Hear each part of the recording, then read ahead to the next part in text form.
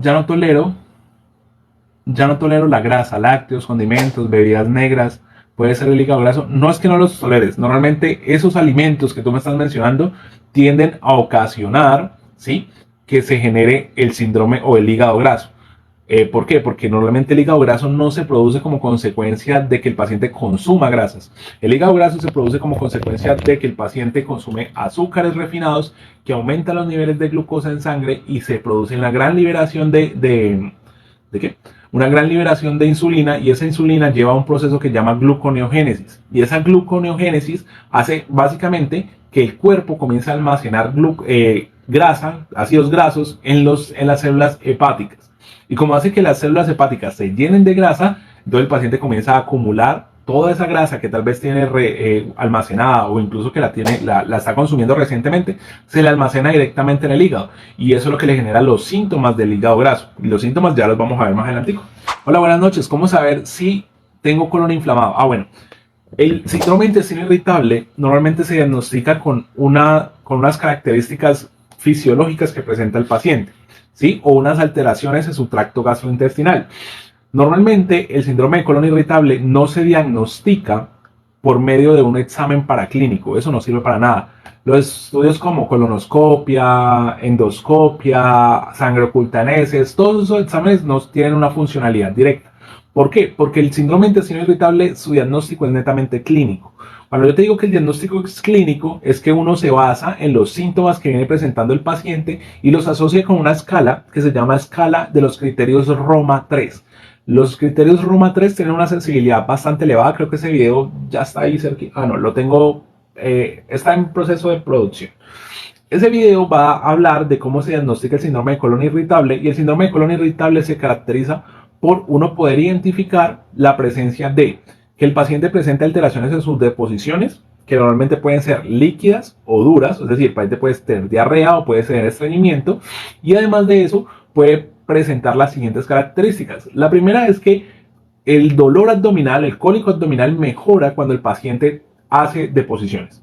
Que esta sintomatología se presente 3 veces al mes durante más de 3 meses, ¿sí me van a entender? Y la tercera es que el paciente fluctúe entre deposiciones líquidas y deposiciones con estreñimiento o duras, ¿sí?, sin una causa aparente asociada. Entonces hay que comenzar a sospechar de un síndrome de intestino irritable cuando se presentan esas características que les acabo de mencionar. Doctor, buenas noches. ¿Es cierto que si tiene hígado graso no se puede hacer un bypass? No necesariamente. De hecho, si el paciente hace un bypass gástrico, ¿sí?, normalmente tiende a mejorar bastante el tema de la ingesta de azúcares cuando el paciente no se cuida de la alimentación. Y normalmente antes de que un paciente se haga un bypass, la mayoría de médicos hoy en día están teniendo la corriente de mandar al paciente a que se alimente bien, para que obviamente su postoperatorio y su recuperación no vaya a ser algo que llama efecto rebote. Y es que el paciente se hace el bypass, mejor, baja de peso rápidamente, mejora todo el tema metabólico que tiene el paciente, y luego cuando ya pasa un tiempo el paciente vuelve y se desordena. Entonces la idea es esa precisamente. Karen Gómez, hola, gracias por seguirme.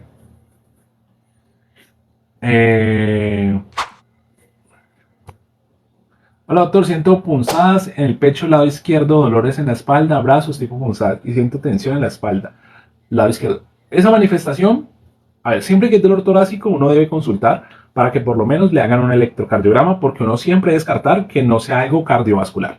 Cuando uno ya le hacen el electro, sus signos vitales también, uno puede comenzar a pensar que no es algo cardiovascular y que puede ser una de las muchas causas que son causales de dolor torácico. Dolores torácicos se pueden presentar por muchas causas, desde origen osteomuscular hasta enfermedades del pulmón, neumonías,